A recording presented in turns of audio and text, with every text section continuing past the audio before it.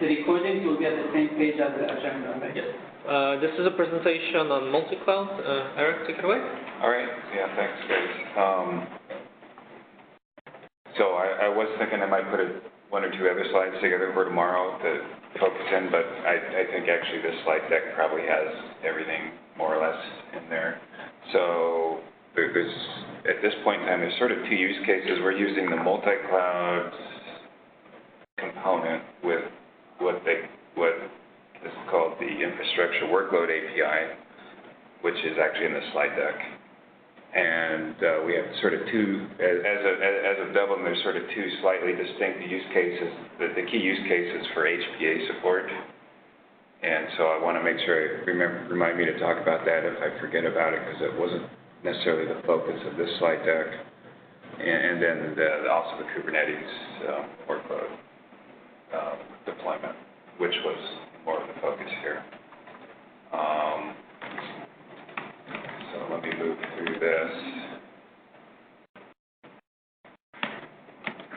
Just for context, in the case of the deployment to Kubernetes, we deployed the firewall, the vFirewall, the packet generator firewall are running as vertlets, so they're virtual machines running in containers, vertlet containers. And then the sink was made a proper container. I mean, a normal container, not a virtual machine. And right now, the way the Kubernetes firewall or other workloads are deployed is a Helm chart package is created. It has a particular naming convention that needs to be followed. And this is attached to a heat template zip file, which is onboarded into SDC. The type of that artifact is listed there, Cloud Technology Specific Artifacts. So I assume longer term, the goal is to remove the heat and probably just package the chart instead of the heat. I suppose, yeah. I mean, it feels like a very initial. This is to avoid essentially making changes to the SDC side. Or Yeah, I think the reason this was chosen as the initial approach was it was a way to fairly simply add a new artifact type. Let's reuse the Get it in and don't have to make a lot of heat and template changes, or, okay. Because that was a bigger change, I guess. That makes sense.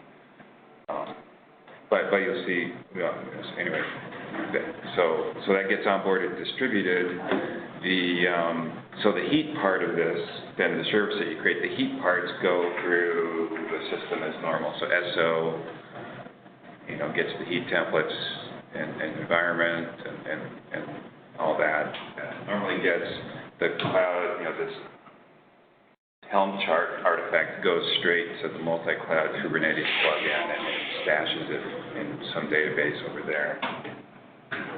So what you're doing is essentially tagging the Helm charts as what is the term? Artifact in SDC, but it's really nothing being done to validate them or anything like that. Right. Yeah, and you don't know. SDC doesn't know anything about what's inside the Helm chart. Okay. Parameters or anything. So, what we didn't do, and I suppose I can imagine doing. I'm not sure it's a good idea. Would be to put into the heat template parameters that might be appropriate for Helm chart. Well, probably what the long-term idea would be is to today, by the looks of it, SDC supports 0 Helm. You're just putting it in the artifact to just get it in. Right. Get it to store somewhere. Yeah, that's what's being done now. Yeah. I think the right approach would not be to have any heat in here, but rather plain Helm charts and make the necessary modification in SDC to validate that heat and then distribute. That's probably better approach. But just to set the context, this is what's being done today. Okay. I think this has videos of how it does it. We need to register a cloud and an AI, so forth. There's a few gaps there that still need to be done or filled out. Not particularly, otherwise nothing's, this is just all the cloud registration stuff, so past that. The cloud registration happens before the orchestration itself? Right. Okay. Just, I mean, actually, I'm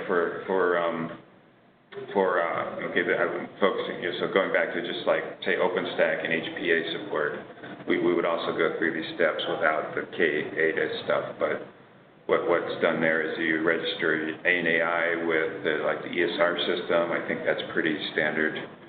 And then there's a call to MultiCloud to register the cloud, and what that does is then MultiCloud goes out and contacts the cloud and sucks in flavors and images and information like that. In the case of HPA, flavors have a particular format of their name. They're like ONAP something, dot something, so that those flavors get populated into ANAI so that ultimately OOF can read the flavors and the HPA strings.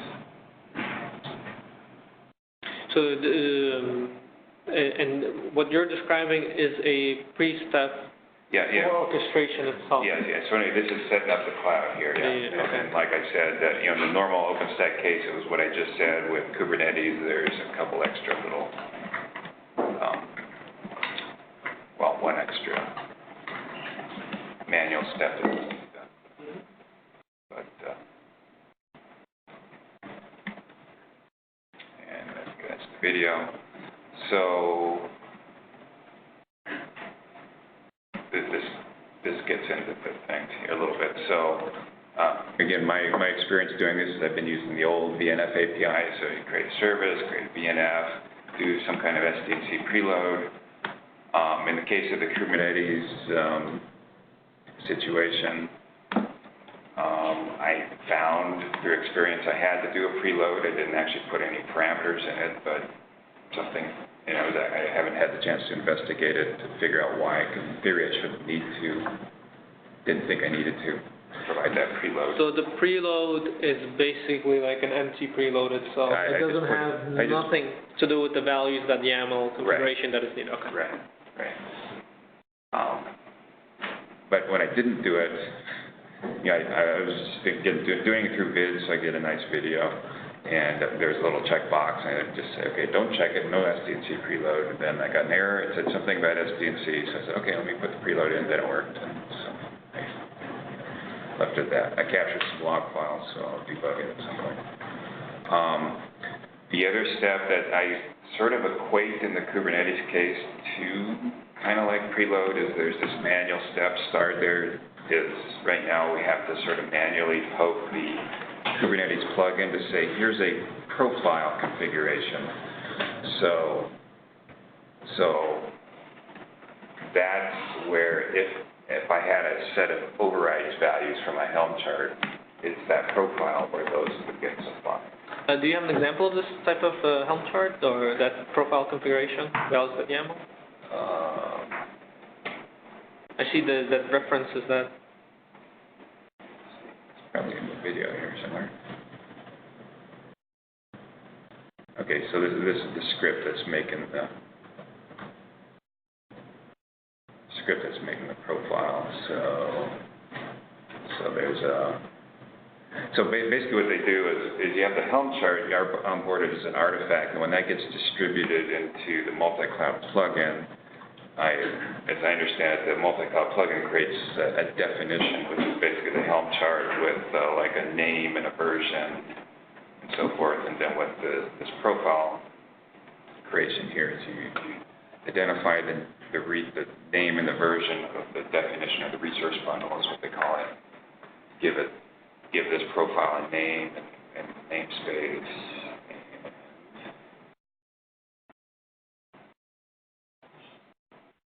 And then you have a overrides file as well. And in this case, they didn't have anything to override. So you added this in MultiCloud itself, or is this adding it in some sort of? I see that vFiral Kubernetes. Where exactly are you storing So I'm doing these commands. I was just sitting there on the rancher node. But my question is, you're executing the commands, but where do you store the override values at the YAML file? So what's happening here, let's see if I... This is your dry run from command line yourself. This is not ONAP executing this. ONAP is not executing this. This is kind of a manual step. So I equated this to, like, sometimes when I did SDHC preload, I'd go off and do some curl command with a JSON file, like in the thing. So I'm kind of having to do the same kind of thing here. So what I'm doing here is, okay, this is a script I was running, but basically it creates this data and passes it, so posts it to the Kubernetes plugin, MultiCloud plugin with that payload to kind of create the version or create the profile. And then what we do is I have this tar gzip file, profile tar gzip file, and that file contains a manifest and an override, and the manifest specifies the overrides file. And, okay, there it was. So basically we're zipping up the manifest of the overrides file, and I think you can specify other files, etc. And that tar file is then posted to the plugin to sort of complete the definition of the profile. Does that kind of make sense? So one question is that when we do, let's say, you onboard your profile, your Helm model in SDC as an artifact. That is distributed to all the ONAP components. Today, MultiCloud is extracting it. The consumer of that, yeah. Right, and it's persisting that where? Is it persisting it somewhere? Yeah, they have like a MongoDB. Okay, so there's a database that's being persisted. Right, and they associate it with what they call a resource bundle name version. So the thing exists there with a name, with some kind of a data. I guess, okay. Then what happens as far as runtime? You get the SO, bid SO SDNC calls. SDNC does some preload, whatever, as part of a assignment step. There's a create step. That is then executing, SO is executing MultiCloud. SO is not passing any, it's calling MultiCloud. What is it passing to MultiCloud? We'll get there. Okay.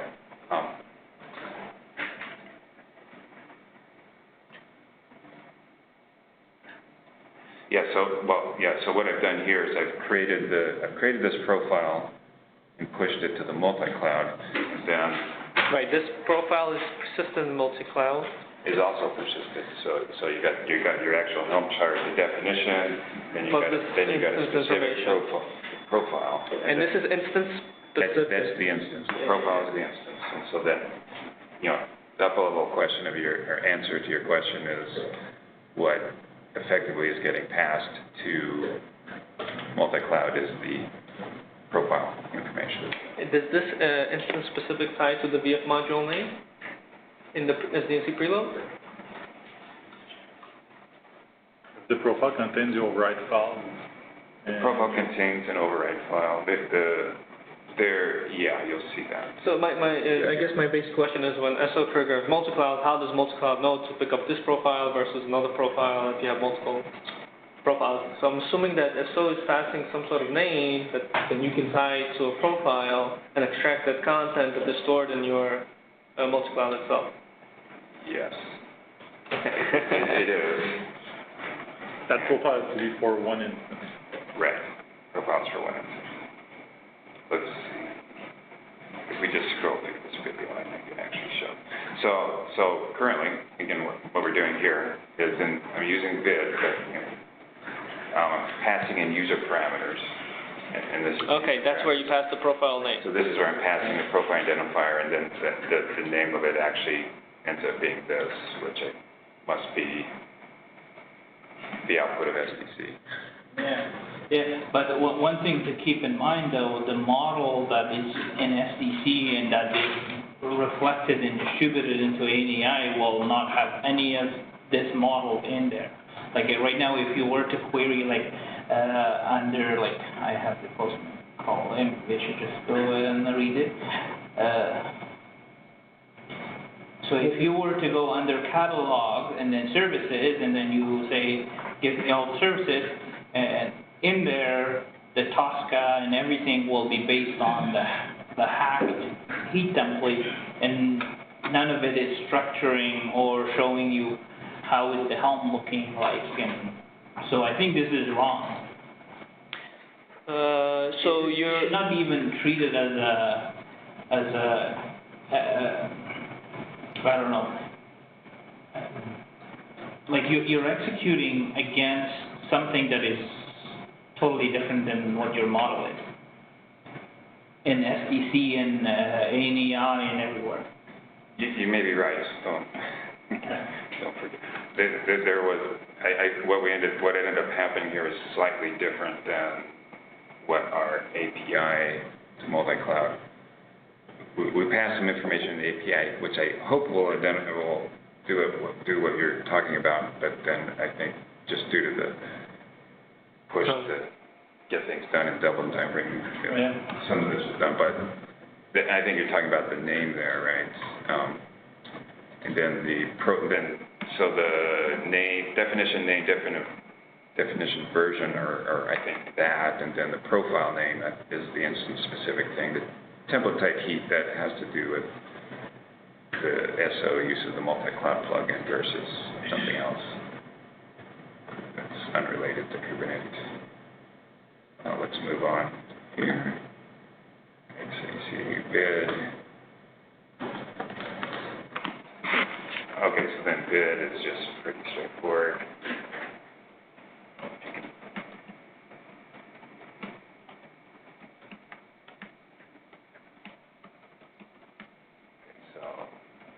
Nothing interesting there, I don't think.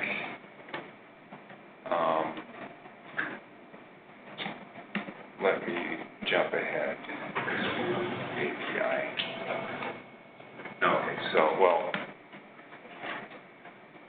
so the Kubernetes isn't taking advantage of this, but in the multi-cloud HPA use case, the other thing that happens is when the service instance is created, or during the service creation, called the OOF is made, and what OOF responds is, it comes back with is a homing solution, and what we call OOF directives, which is basically a JSON structure that describes some of the VNFCs. Basically, the thing that's in there right now that's being used is the flavor. So basically what OOF is saying.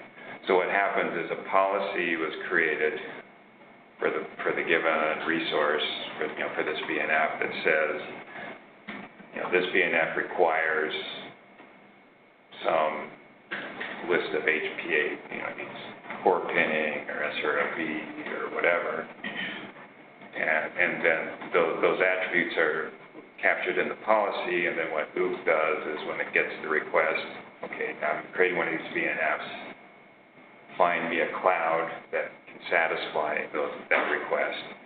OOF comes back with the cloud region and the specific flavors within that cloud for each VNFC that satisfy the HPA. That's kind of the high-level description of what's happening.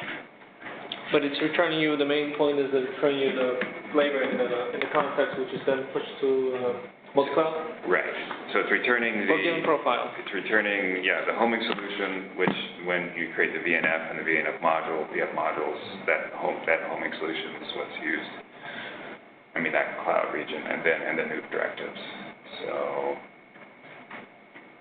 the Kubernetes part doesn't do this yet, but there are plans to figure out how to do HPA support for the Kubernetes clouds.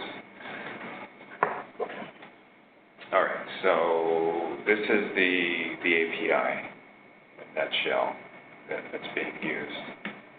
So when we instantiate the VF module,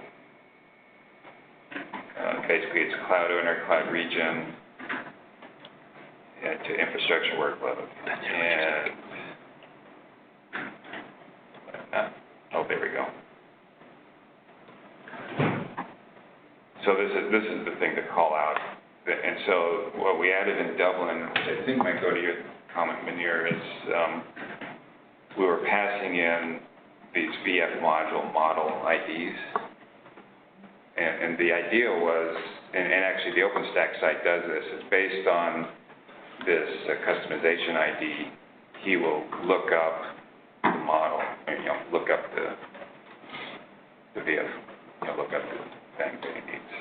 So he'll get the heat template and stuff. But what we did in Casablanca is this template data actually contained the whole heat template and everything, but he actually looks it up now based on this.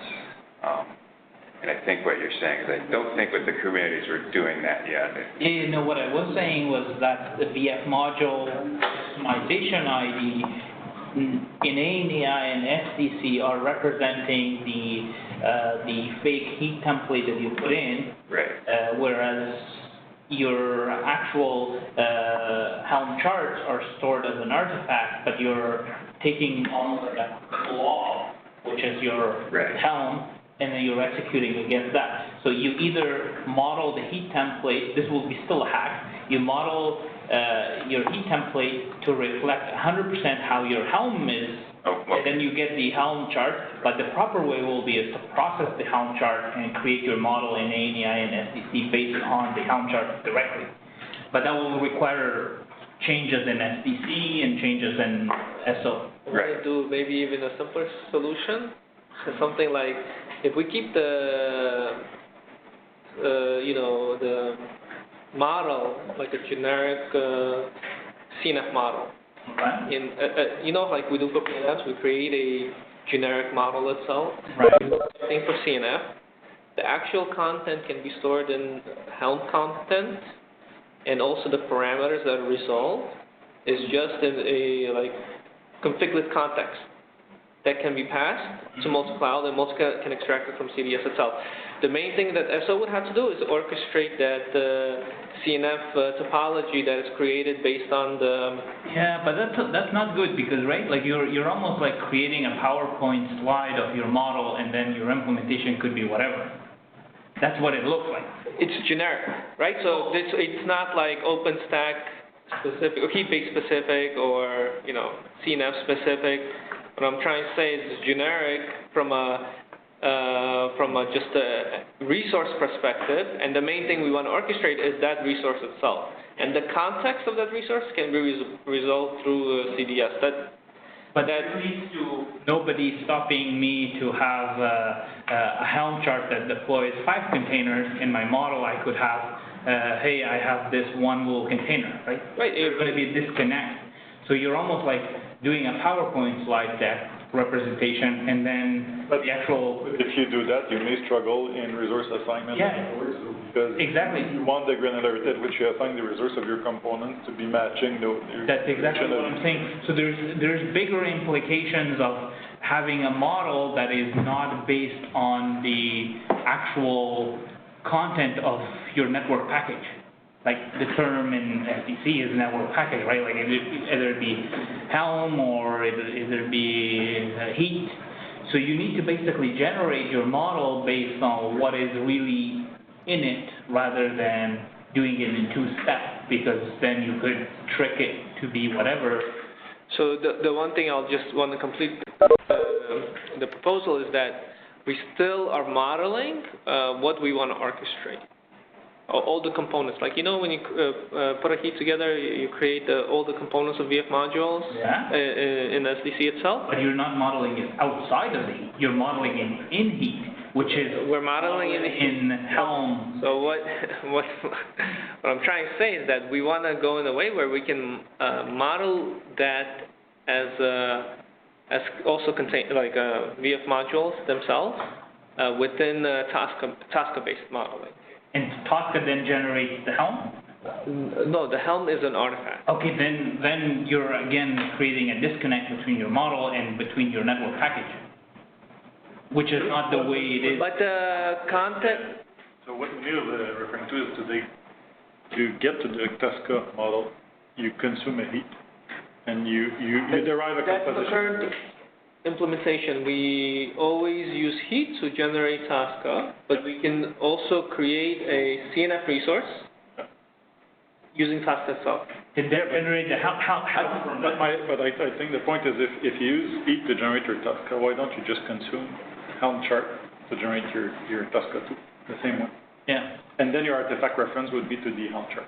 Yeah. Yeah. You either do that, if you want to generate Tosca, if you want to write Tosca, then you should generate your heat.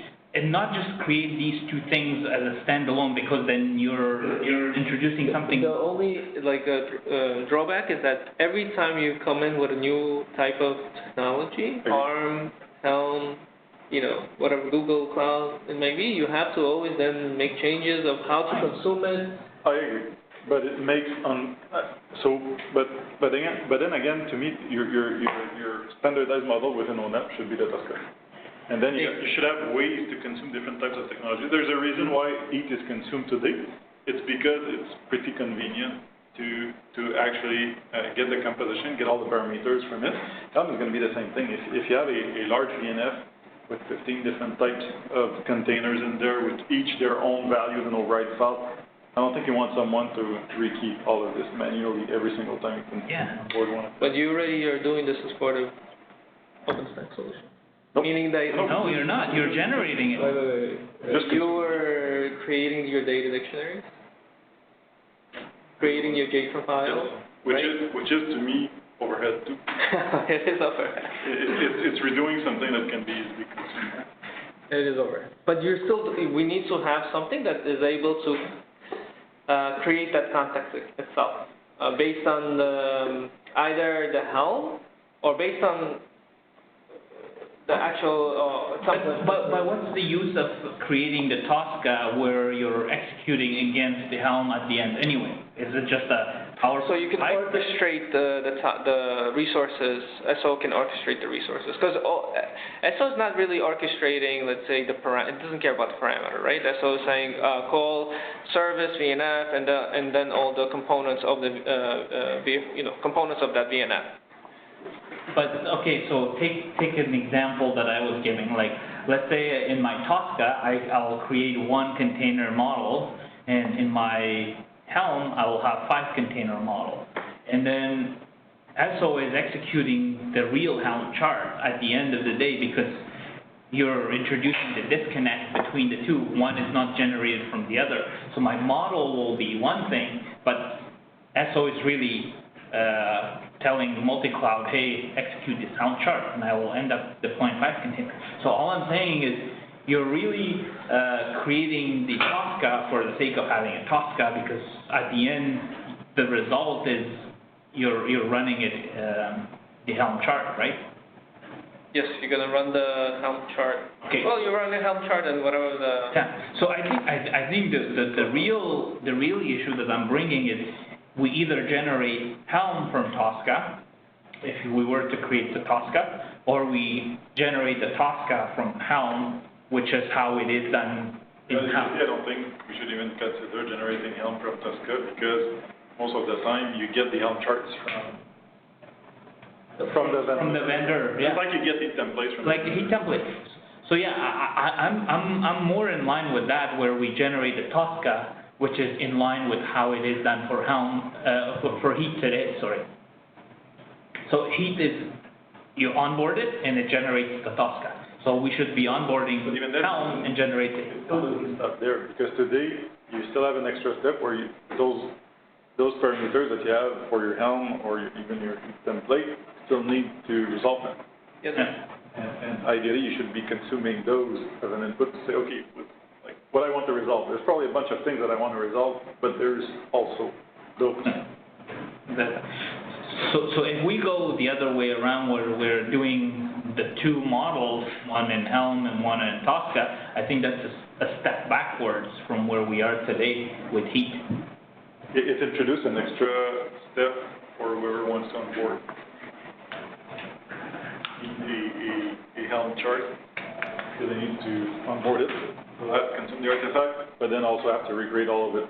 And even as of today, I'm not sure changes with post-Dublin, but as far as I know, you have no way to manually define properties on your SDC model, meaning that whatever you have as parameters, you won't be able to define them manually. Yeah, the only way to get those... You're not able to, all the parameters are driven based on your heat today. They're strictly bound to heat. Yes. So there's no way to generate them anyway. Well, you can always do it through CDS itself, right? CDS is not going to populate it in your model. It won't attach. It will. It will resolve it from an instance perspective. I mean, you have a CDS model itself, right? Are they going to be represented in the model that SDC distributes? Well, the CBA package can be part of the Caesar itself, right? I get that the CBA is in there, but you still have a disconnect between your model, that's in SDC, and the resources that Okay, so let me ask, the question is, the problem you're describing is that, you know, what is the use case where we need to have the representation of parameter in vid that is not represented as a parameter in the heat itself? Is this the limitation of SDC? It's not a limitation of onboarding, right? It's like a limitation of SDC. So today, because you might want to always inject some parameter. Yep. It could be outside of heat because it could drive automation, right? But it needs to be provided as input. I agree. Okay. But I think today there's one binding that eases this process. The drawback of it is that it's strictly bound to heat, cannot extend it. That's one problem. Yeah. Now we're saying with Helm, we're going to remove that. So it means that we have no way to even describe those attributes, part of the service, the VNF, Okay. the VNF component in SDC. We have zero ways to do that. Okay. The only representation of them would be as resources defined in your CBA package, assuming that you use CDS. But in reality, those attributes should probably be defined part of your model up front. Yeah. Okay, so what you're Regardless of the way you do it, you could consume it from your CBA and represent them in SDC, or you could consume them from your artifact, which is your heat template or your Helm charts, to generate them as a basis. Okay, so the problem you're describing is that if we go to this implementation, is that we're losing the value of representing the input parameters in vid itself. Well, today it's already half working, but at least it's working. Yes, yes. So anyone whether we like it or not, the SDC distribution model works well. So it publishes a version of services and different components, and anyone can consume it, whether it's an ONAP component or a third-party subsystem. Like, that's how I'm building my own UI, and I want to present the end user with a way to put those parameters. How do I know which parameters are they? Ideally, I should be able to just read the Tosca model, and I know what parameters I have. Even I should be able to get much more details about those input parameters. The restriction, the type of format mask. Format mask. Yeah, these are things we consider internally here. Like our portal folks wants to basically say that, okay, I'm about to execute the service, somebody needs to generate a form for them in that form. But it goes beyond that. Like even today, the heat template is not enforced until execution, what parameters are required for that heat template. Like there's a limitation in SO today that is not actioning on those parameters. Because if we think about it today, I add one new attribute. Just adding one means that I'll have to add it in my blueprint as a resource independently from, well, today not even being able to add it in SDC, so it's not going to get represented unless I re-onboard my heat template into it. And then everywhere else that model gets propagated. Typically, you should trust your model in a model-driven platform. Yeah, ideally you onboard your heat or Helm, and SDC will find all the attributes that it requires in order to instantiate that, and will tell you, hey, here are they, and how do you actually resolve those? And then it could be mapping into your CBA or whatnot, right? Be strict either. You should be able to add those, because there's a bunch of resources that are not required by the Helm. Yeah. The resources you resolve to get to a resolution of a laser. Yeah. So yeah, you should not be bound to the only ones that are for heat, because you could be requiring more. I think we should probably put SDC aside to some extent if we want to cover this is about multi-cloud integration with CDS, but you need to keep those notions in mind. So we can, in this even, what we're doing today, we still have a dummy heat that can... You could use it, could put whatever values you want in it anyway. Yeah. But I think at the very least, if we want to hack it, we need to make the heat represent the parameter, the helm, and then that way at least you're closer to the target model if it was to be generated from helm. Sorry. So in this model, in this the way we created the container, it was just one VF module create call, and it created all the pods for vFirewall, vSync, and so on. Right, that one VF module call created the whole Helm chart, which is the three things. So the parent chart with all the child. Right. Okay. Now, I suppose, I mean, I don't know if I had 2 or 3 little Helm charts and I made 3 VF module calls and each one did one that probably didn't work. So right. We didn't do that. But you can easily cheat that because your parent chart is the equivalent of your heat template. Yeah. So the values and overrides that you provide to your parent on charts are like one. Yeah.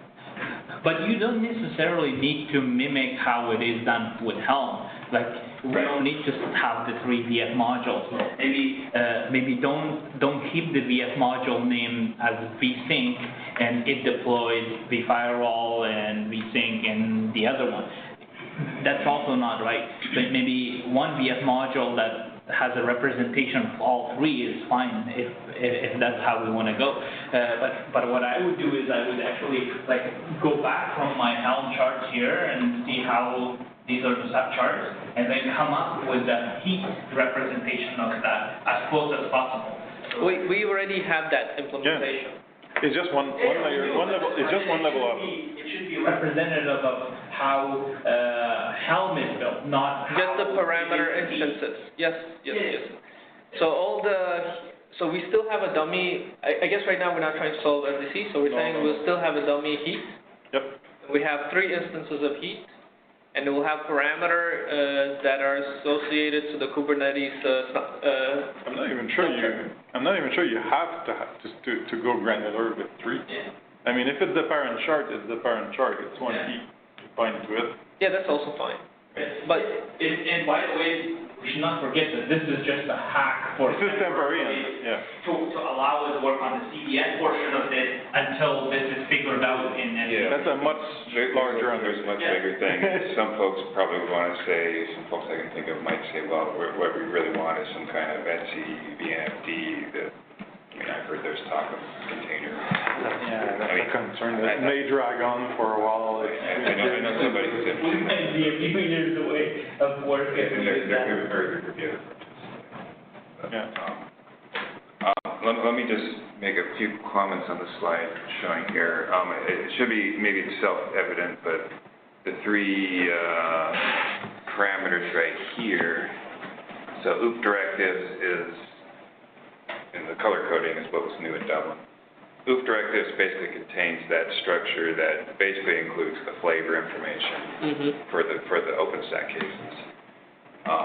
SDNC directives, and user directives, basically, that's just the SDN. So what would be like the parameter list? Basically, SDNC and user directives. Is that the preloads? Yes, the preloads. It's like a parameter list in your normal heap stack call, but what we're doing here is just collapsing it into one argument. So SDNC is like all the stuff that came from SDNC. User directives are those parameters that were supplied, like I supplied in I'm assuming you're getting the VF module set of the entire VF module tree itself into that SDNC directive.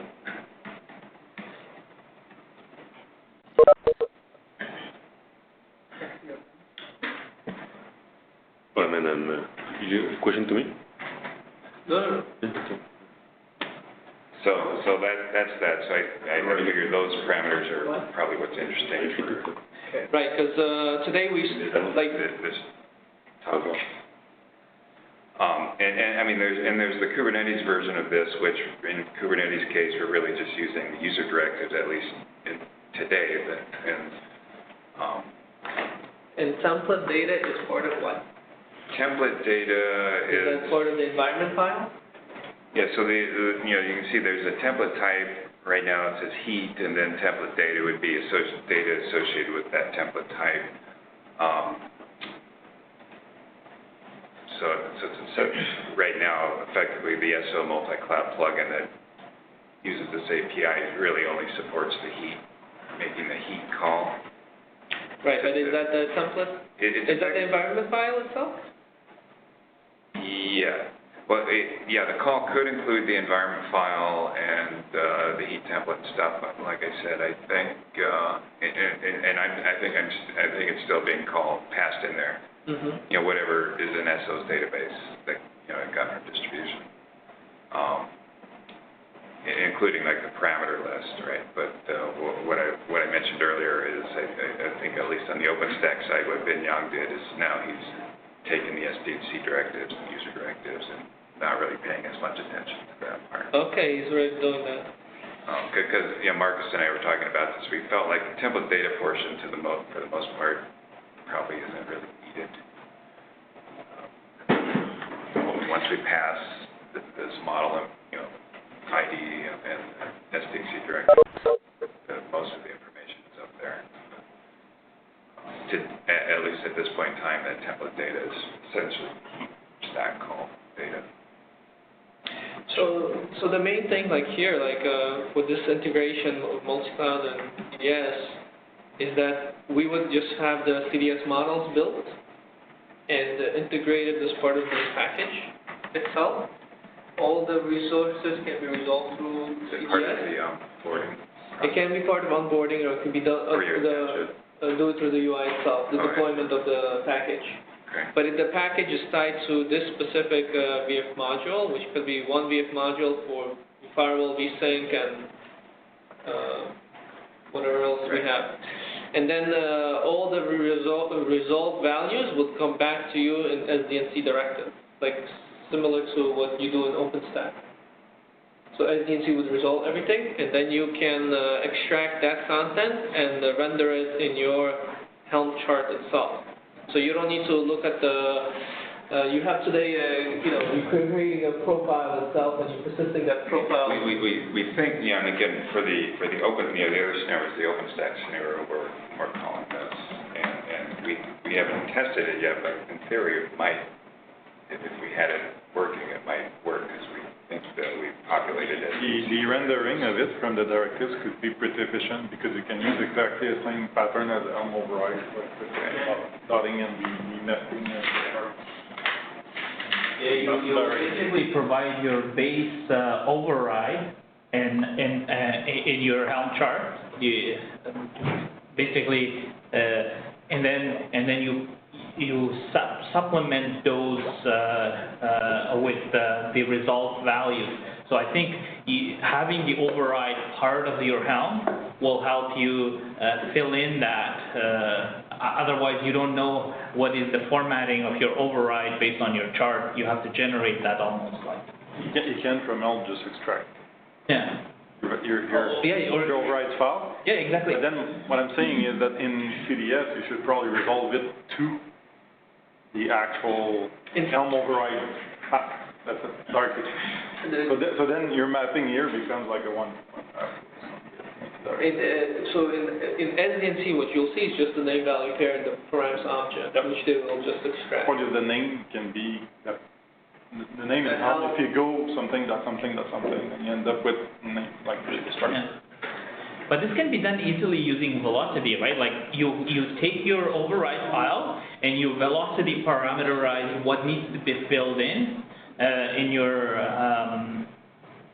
override, and essentially let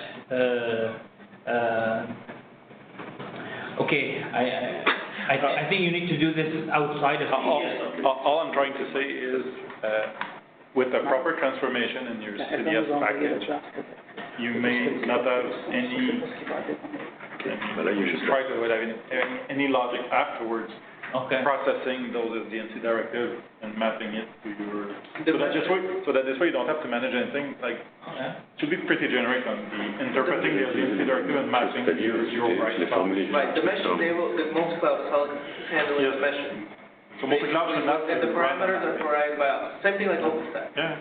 Okay, but OpenStack is not, that's not how it's done in OpenStack, right? Like OpenStack will send you a key value pair, and then BPM and infra before he sends it to OpenStack adapter translates that into like heat environment. So I think it would be better if CDS sent you a resolved override file directly so you can just feed it in. It depends. My point is you can still provide it at key value pair level if you want, as long as your key is the Helm override path. Okay. But then you would have to do a Helm templating inside the MultiCloud before he can get that into an actual override.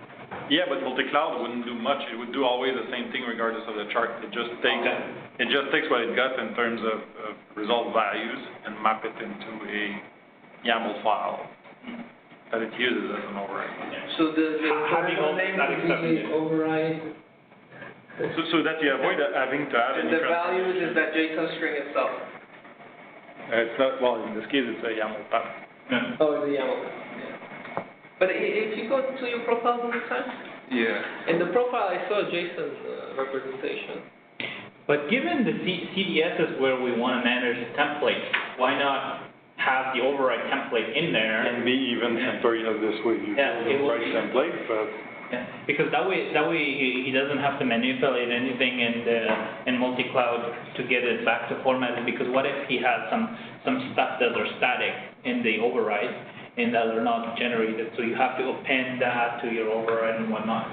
But here is that we want to keep it consistent with the OpenStack solution, or do we want to go with the target assigned BB? I honestly prefer if there is no other mapping done in MultiCloud, like it is done in OpenStack. I think it's bad. Maybe that was because at the time there was no CDS in such that it. Mine CDS is an option. It still needs to work if you need something else today, I guess. Right. If you use like assign BB target implementation, that could be a different story. But there's a lot of rework that has to be done. If you want to use the legacy mechanism, all you have to do is essentially just return the parameter name with the entire value set up with the values YAML itself. Can you share that profile? Not this, but the profile instance. Remember when you had the profile instances? So the profile instance, this is it. You had something else where you were sharing the override that values of override that values the YAML. Yeah, I mean, you can see right there, the overrides has nothing in it. It's like an empty line. Oh, it's empty. But it could have something in it. Okay. In fact, like what I expect to be able to do when I start trying to test out closed loop with this is I need to provide like DCA, IP, or numbers. Right. And I figured this is where I'd put it. For example. But in my opinion, it'd be nice to not have to do this manual step. You don't need this stuff. I mean, if the MultiCloud Kubernetes plugin could receive a request from SO through like the SDNC directives that contain like effectively the overrides file. Yep. So forth, it could do this on its own, I think. But is it okay if it's received as like, with an override file you can have multiple parameters? So you get a list of parameters and values, or do you want to receive it as a JSON string itself? Well, why would you want to do that? Why don't you get a fully resolved override file that you just pass it into your Helm and then it's done? Like, I think that will be like the application of CS. When you say override that YAML file, is that it's not meshed yet with the Helm template, right? It's just the instance parameter, right? So it's just the instance parameter, right? No. Instance parameter. So, but formatted the same way as Helm would accept it. So say say your Helm is like this, I don't know, B firewall, let's do like this, common, and then you have, let's say, in here you have, I don't know, blah, some parameter, and then B firewall has some other param, blah 1, and then B sync. So what you want to do is essentially this value of this blah and blah 1 is resolved as a velocity template here, like whatever is the format. And then you get the entire result thing, and all you're doing is you're supplying an override to your chart, ignoring the default override that is baked in the chart. So the way it's stored today in SDNC, that the blah and 1 and the, just the blah is name value pair in the params object. But what I'm saying is you fill the override file through CDS. Like the way you're resolving your, like let's say, netconf payload, you're resolving the values in the override and then you're sending it to MultiCloud. All he has to do is just use it. So you're reducing the levels of mapping from one to the other and then having to do that again back in MultiCloud. What I wanted to do is also reuse the orchestration. Okay. So, because what you described is, I think, is a little bit different orchestration than what we have today, right? So today, the way it works in ESO is, this is BPMN infra that gets the stuff from SDNC, the resolved values from NDSAL. Right, then in the params object. Called create. Yeah, this is OP adapter, OpenStack adapter, and he gets the XML here. That's the model. Yeah, OpenStack XML. The parameters that he has, and then he actually maps it into an actual ENV that is heat ENV. So what we can do is kill this mapping by sending the actual override file generated from CDS. So one clarification, is that, when you say that mapping, is that the meshed OpenStack plus the instance params? Yeah, so here it's a little simple because it's just a key value here in the environment. There's like a key and val. So it's simple to do here, whereas in your YAML, you would have a more complex structure where it's nested and all that. So that's why this might be a simple key value that you print from your XML into the ENV file, whereas this could get a little complex. But then Max said, the way Max mentioned was, like, if you specify the full path, let's say vsync dot blah dot 1, let's say ABC, let's say, is equal to something. So your key will become more complex. You can reassemble your override file afterwards. Like, wouldn't you not just like vsync name, make a unique instance name? The problem is if you do that, you need to remap that within MultiCloud to what's going to be your actual Helm YAML path. Yeah, and you don't want to have a second mapping there. Yeah. But there is a convention in the naming of the parameter in Helm. Yeah. It's not arbitrary. And you want to follow that convention. You don't want to just bypass it. Yeah. Unless you simplify your Helm chart to be But the variables have key value mapping, which we don't want to do. The variable has certain depth. So you can have config, and then under config you can have something, and under that something. But that's static, right? The instance variable that we are resolving, because we are not resolving the static data, we're resolving the dynamic instance itself. The dynamic data would be nested. Is unique. Wouldn't we just mesh it like an OpenStack? Yeah, exactly. We would mesh it. We would resolve the instance param, Yes. which is unique. Yes. And then pass it as a key name value pair. Yes. We don't need to do the pass itself. Sorry, I did not quite follow. So what you're saying is you don't want to use the resource accumulator. No, we do want to use that, but what we want to do also is support the template, the override templating to be done on CDS side. Why? Well, I mean, as It's the one. the same with heat, right? Today heat, CDS doesn't handle the heat. Yeah. So why CDS will handle? I mean, if we just go with the step-by-step approach. Okay, so maybe today. Yeah. But first step, but then maybe second step, your point is accurate. Maybe Yes. second step is why can't we go with heat in CDS directly? Why can't we go with Yes. value at YAML5 direct in CDS? Okay. But I think this is the next step, because it's bringing a higher level issue about how to resolve when you have capability data. Yeah, okay, I agree. So this means that at the first phase, a little extra work on the multi-cloud side to essentially take a key value pair and build your override file. I'm just saying that you should not introduce a transformation within multi-cloud to remap from values to your YAML file. You need to be able to generate your YAML override as is, like, straight. But the override file value of YAML is just instant name and value. No, it's not a flat. Yeah, it's not a flat. There's a structured YAML. Yeah. Like if you have 6 level of depth of chart nesting, you need that depth. Yeah, but what you could do is, I think I have an idea. If in the chart, in the value at YAML file, for all the values you want to dynamically parameterize, just put a placeholder. Okay? Hear me out till the end. Yeah. Then you resolve everything with CDS, the same way we do with Heat.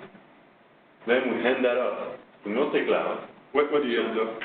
So, nothing. Then we say MultiCloud, like do your stuff. MultiCloud retrieve from CDS DB or from empty file, retrieve from empty file all the parameters. Yeah. Hang on. I get it. Okay, all the I parameters, understand. and then the MultiCloud is going to use maybe velocity to manage that. You template it, you take it from the chart, you map it. You can do it. And so that way, it's minimal integration. It's not too much work. It's just that essentially what Yeah, you're it's suggesting. annoying. No, but you you're want, saying. you want multi-link to be agnostic. Well, A, you need to know that, it needs to be pretty clear. Yeah. And B, what you're essentially doing, what you're asking multi-cloud to do is what CDS does natively. Yeah. Yeah, but this is. Maybe at the first We can pass the configured ID itself and then let them query it.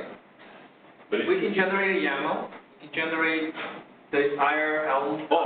It is the output of your transformation Yes. of your config But we, for instantiation. But right now, Yeah. don't forget that the issue well, it can today, be for anything. Yeah. the issue today would go to MDSOL, and MDSOL MD cell is has. the one executing all the capability with the DGs, right? It's not using the data dictionary of CDS. Yeah. So But that. they won't. Do you Why don't expect we to have can be solved for the chart base? I'd rather not to. No. MD cell will have, in the time frame we're talking about, just the configured ID. Mm-hmm. We want to just pass the configured ID, resolve it, and pass it to MD cell. But the context itself should be resolved within the configured, and stored within the CDS. CDS directly. Okay. And let them retrieve it from. But the only question is when we have to maybe within our action. There's two things. There's one thing that kind of generates the YAML itself, and another thing that has to send, as you see, the structure that it recognizes to store the MDSAL data itself. Yeah, but at this point, yeah. You know what I'm saying? Or we do a write into SDNC MDSAL. Yeah, it can be a script. It can be a script, so. CDS would write it just like GR does it natively. But ideally, it would be great if we can have a solution bypassing MDSOL for this. But then it's less integrated with SO, because SO today reads from MDSOL. I don't think we need to, as long as we pass the correct context to MDSAL, just the minimal, right? Just the configured reference, so that MultiCloud can do the lookup. But it's all boils down to, are we going to keep the resource resolution as it is today, so through MDSOL GRADF? The premise of this is keep this. For Frankfurt release, I think we So we have keep to. this as like this. Yeah. Good. So then, yes, what you said exactly, we do that.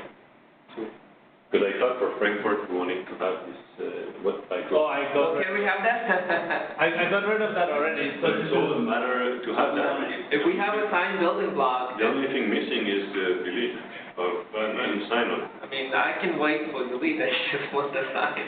I can implement delete. So if we do a signed building block, then MultiCloud can just use there needs to be something, I guess, we can write to MD sellers. There should be something that SO knows or MultiCloud knows how to extract that contact itself. Self-link in NAI. That could be, yeah, that's true. Self-link, that's the purpose in NAI. Instead of pointing to MD self-link, it could be a CDS self-link. It's a self-link. But there should be some flag to say it's a CNF and not a, Sorry, like this is a different story, right? Should we have that? CNF in AI, I don't know. That's a different story.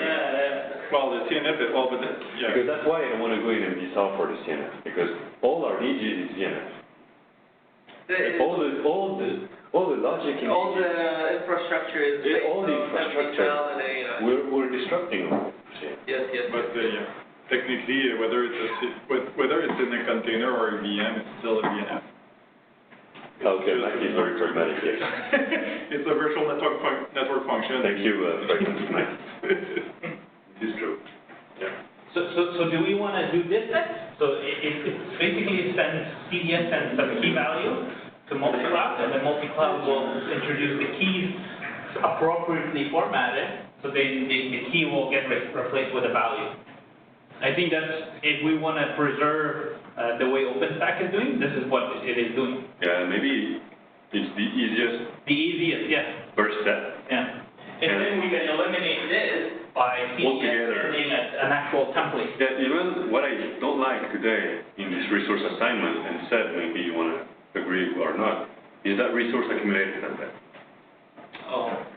Do you like that template? Yeah, of course, resource accumulator. Just directly to the... If only we could get rid of it, because today it's manual, right? It's the only template that I had to write like 2 pages of wiki to explain how it works.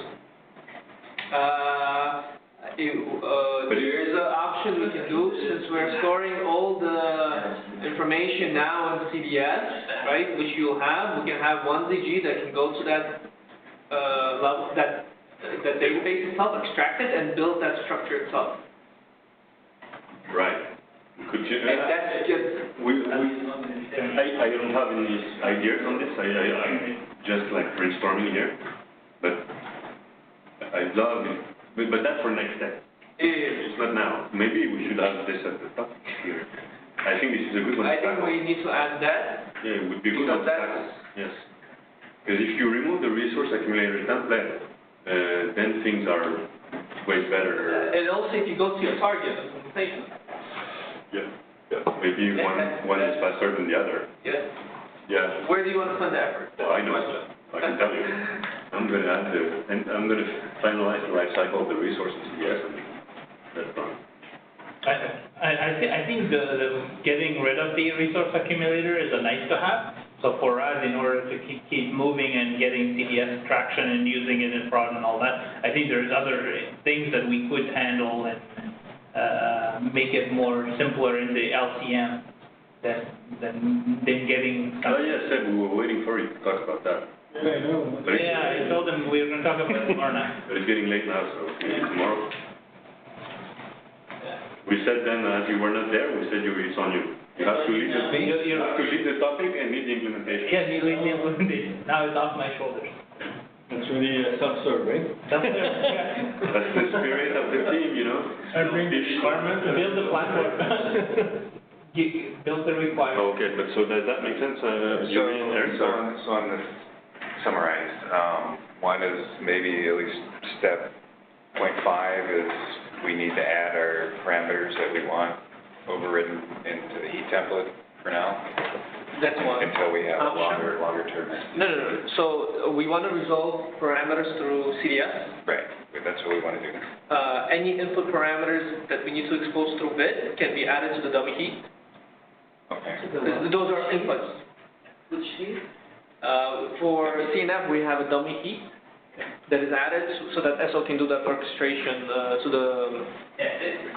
That's a technical term, WT? Yeah. No, well, I mean, it's a hack for now, but we don't want to fix SDC while we're bringing the CDS and MultiCloud integration. Yeah, exactly. So while we ignore what needs to be fixed here, we're going to model our heat based on the Helm that is the network package in this case. The real network package. So we are going to model it, and then this will be distributed representing this guy. This will not be required once we are like supporting in SCC. Right. So to summarize, we're saying if there's inputs that are required to be provided by the users, add that to your dummy heat. Yes. All the parameter resolutions that you need for your Helm can be done by CDS itself, like IP. Which means we need to, create a CBA package. Okay, create a CBA package, and so any details can be put into that don't need to be smart by users. Right, and but we're still having CDS return everything in name value pairs, like we do for OpenStack, and that context will be retrieved by SO like it does today, and returned to MultiCloud. In MultiCloud, your override that YAML file will have a reference to the instance params, like $key.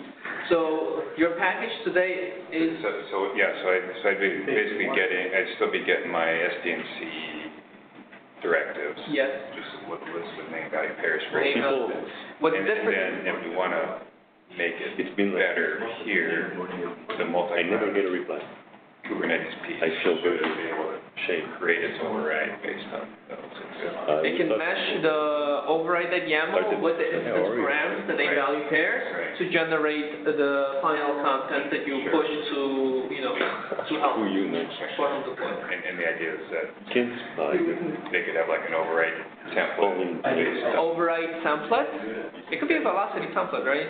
Yes, it could be a velocity template, but then you need to, your MultiCloud should support velocity and whatnot, right? But it could be a simpler than velocity, because if you're just replacing keys with values, because that's what essentially you're doing, right? It could be a simpler than velocity. Simply find and replace wherever $sign key with a value and then go through to it. Whatever. Yeah. But if you want to do loops and whatnot, like if you want to have a loop of things here, then you need a velocity. So today you don't onboard override the YAML file. Well, it's being done manually. It's done manually, but it's not a template itself. It's the instance value there, right? Well, I mean, it looks like right now it'd be actually YAML file, right? Based on the name. Right, it's the final content, what I want to say that. So here we're saying make it a template, like have the $key, and then do the replacement SDNC comments. My proposal to our multi-cloud Kubernetes folks is, okay, let's automate this piece. Yes. And they have some work to do on their side. We try to use CDS on the side. Yeah, so if multi-cloud, the main thing will be just add the capability for onboarding the override YAML for SDC, because you already have some Helm, right? You need to also override the value YAML. And then do the meshing when you get that as part of the create, or as part of your MultiCloud call. So I'll add that to the notes. Yeah, anything you can remember, add to the notes. So we said SO is to leverage macro or Is it okay for me to take a picture? Yeah, for sure. You gotta pay. No, sometimes. Okay, the bottom is pretty companies don't like cameras. Actually, we'll leave the board like the marketing. Yeah, let's put a bunch of words in there and write them intent-based, all that, and then everybody will like that. Actually, came early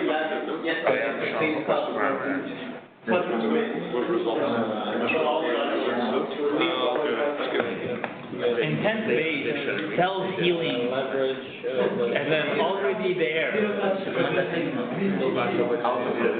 No, keep on writing existing features. self-healing, intent-based.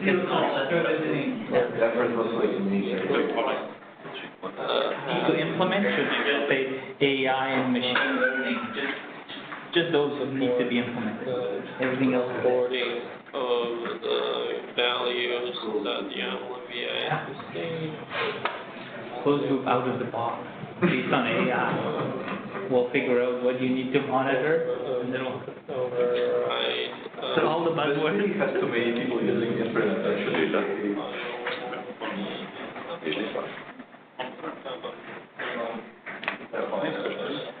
Yes,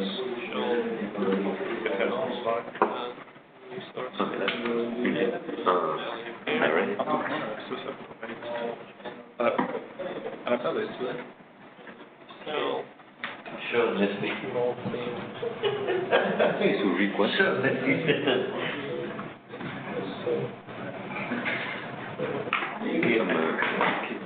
The resolution key is running fast. I don't even know what password it is because I didn't even get it. One final question then, leaving aside the Kubernetes, if you're just doing normal OpenStack with HPA where everything there is through directives, it sounds like everything else should just work. Yeah, if you have that implemented, regardless. Then if we wanted to use CDS, that would just fill in SDMC parameters. Correct. As long as you matching, are using the same mechanism with the SO using for measuring the parameter name values right? The same. The API is the same. You're not using a different API. That's why I think it's the same, yeah, I mean, if there's a problem, we'll figure it out once we. because the SO has already it should be completely. Yeah, there's a thing where it's, but I mean, the input from CDS comes into that second after it's parameters. Yeah.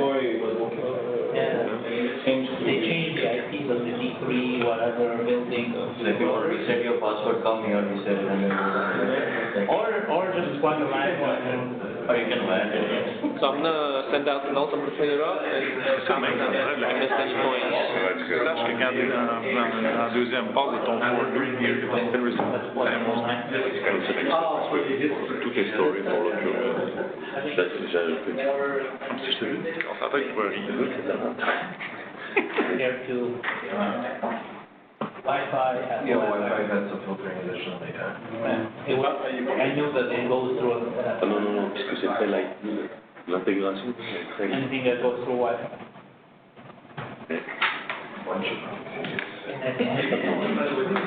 Je suis pas MAC addresses because they already implemented. We're not enforcing it yet, but it has to be a company owned. Okay. So we're done. Let's walk over the agenda for tomorrow and explain to you from logistics for tomorrow.